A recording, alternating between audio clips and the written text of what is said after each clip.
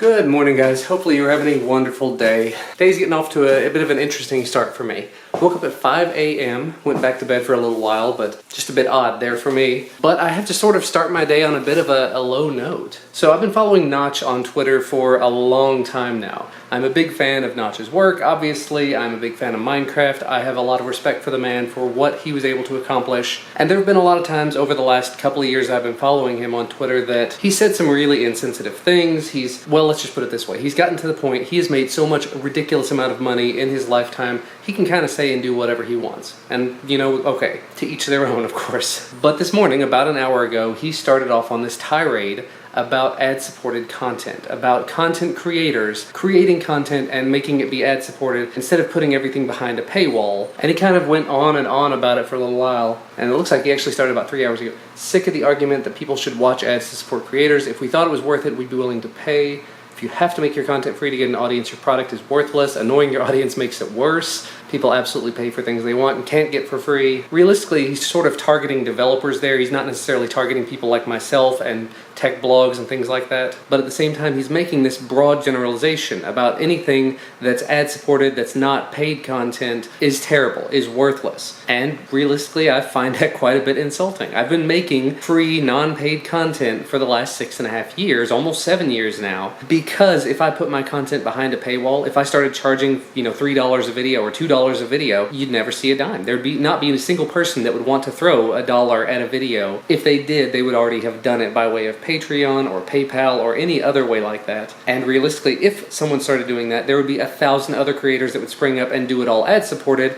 and there would be no market for it. Again, I do realize the fact that the point of the matter there is that he is targeting developers. He's talking about like mobile developers putting ads in their mobile games that are really obnoxious, possibly even desktop developers and web developers that are creating these games and apps and putting gigantic, horrible ads in it just to make a penny. But when you flat out say things like, if you have to make your content free to even get an audience, your product is worthless. Just looking at it from a developer point of view, it is so ridiculously hard to get people to spend money on apps that doing it ad-supported just to get the people in the door and then giving them that paywall that says you can get the rest of the app for free with no ads if you give me this money, that is a very sustainable model and is going to get a lot of people drawn in. Just because he was able to do massive, gigantic things with Minecraft early on, that's great for him. And he was able to sort of put whatever price tag he wanted to on it and people would pay it. That doesn't mean it's going to work for absolutely everybody. And at the same time, that does not make everybody else's content worthless. So I just, again, starting my day on a bit of a low note, a bit of a bad note there. I'm unfollowing him on Twitter. I'm kind of done with his, he's entirely entitled to his opinions and I'm entitled to not have to listen to them, so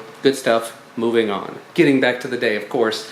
I have so many videos I have to make. Actually, yesterday, I didn't even mention it in the vlog, but this showed up. That is a lap desk. Actually reached out to this company through a third party called SproutUp. They gave me the opportunity to review their lap desk, and it's like, this is perfect timing. Because when I first started talking to them, it was just, everything was normal. Then I broke my foot, and it's like, I'm spending an awful lot more time sitting on the couch getting work done, sitting on the back deck getting work done, and having my laptop directly on my lap, and then having my phone and a drink and whatever else. It spills all over the place, it gets a mess. So I've been using this crappy little IKEA table, which sort of works, but it's kind of difficult to use.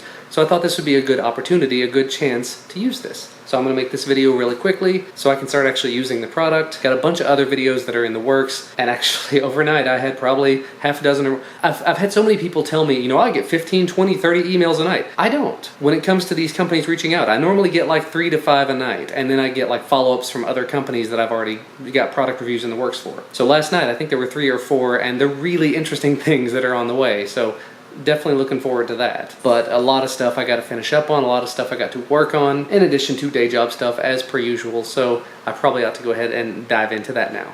Well, that was a highly worthwhile and kind of actually therapeutic endeavor. Took a little bit of time and finally dove into some of the SoundBot products I've been meaning to take a look at. 3 of them to be exact. Took me like 15 minutes or so just to very quickly try them out, take a few pictures of them, post those to Amazon with my thoughts and impressions, opinions, whatever you want to call it. So that's a large part of that box taken care of. I think there's like 3 other things in there, but at least 2 of the 3 things I want to do videos about. So we'll kind of do that when there is time. And actually that comes up to right against time of when I'm supposed to go have some lunch. I actually get a free chicken sandwich from Chick-fil-A, so I'm probably gonna do that. I need to go out to Lowe's to take some stuff back too. Cut to later in the day, I'm back in the exact same spot, although I have been all over the place. Right after the last clip I took off, I actually ran over to the park, the area where I used to go to skateboard, for one reason and one reason only. There actually, for a while there, was a Pokemon nest over there. When I first started playing Pokemon, after I started skateboarding, I went over there at one point, and it's like, wait, there are a ridiculous amount of this one type of Pokemon there, the Onix. And I just watched a video last night or the night before from Trainer Tips where he said that all of the nests had been migrated. They were changing every 23 days or so. And like I said, I hadn't been over there since I had my accident, so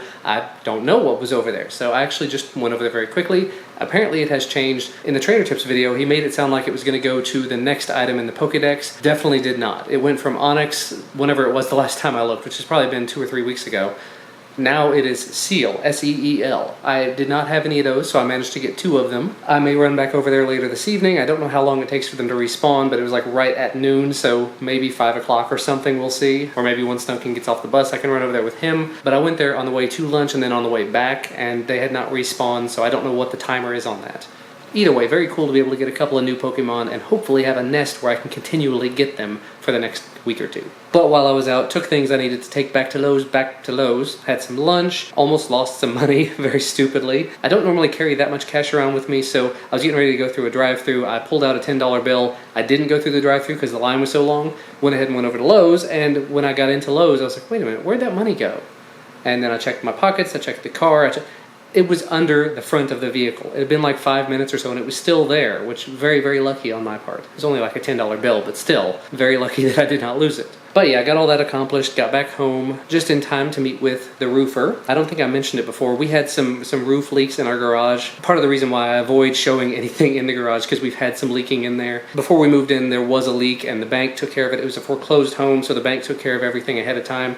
Well, they took care of some of the major items. That one was never properly taken care of. It was done wrong. So it's been too many years. It was done before we bought it and everything, so we didn't agree on anything. Anyway, long story short, very, very long story made long and short. We've got a roofer coming. They're charging a very reasonable price. They're going to do some good work for us. Hopefully they will be done with that sometime soon, although they haven't even started yet. They just came by today to sign the contracts and to talk it over and let me know exactly what was going to be done. And I'm sitting back at my desk getting some work done and also editing some videos, because while I was waiting on the roofer to get here, I filmed 2 videos in the car. I filmed the last of the digital tire air compressor thing video, and then the video about it's like a Y-shaped car charger, but it's also a battery. So you can charge it up while you're in the car, use it to charge your devices as a pass-through, then unplug it, take it with you as like a lipstick style battery with a Y plug on the end. Super cheap on Amazon. It's only like a 1 amp, 1.5 amp plug, but still, if you need a battery and you're on the go, not a bad option. And like I said, editing those videos together now, probably going to try to film at least 1 or 2 more things before I go get Duncan off the bus,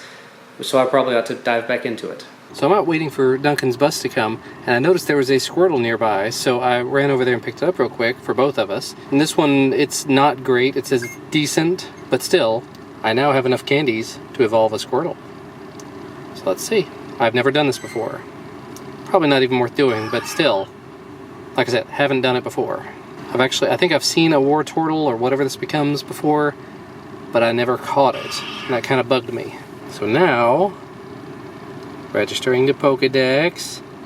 Hooray! It's super low, but still, better than not having one. Progress! We were actually able to capture some gems. I got Duncan off the bus and we came out to fight gems, and you can see actually all 3 of these right here. We took down, we put our guys in there, we collected our money, good to go. I put my guys in my gym, and it seems like another player put a guy in another one of our gyms. Oh, cool. Maybe there's somebody else around.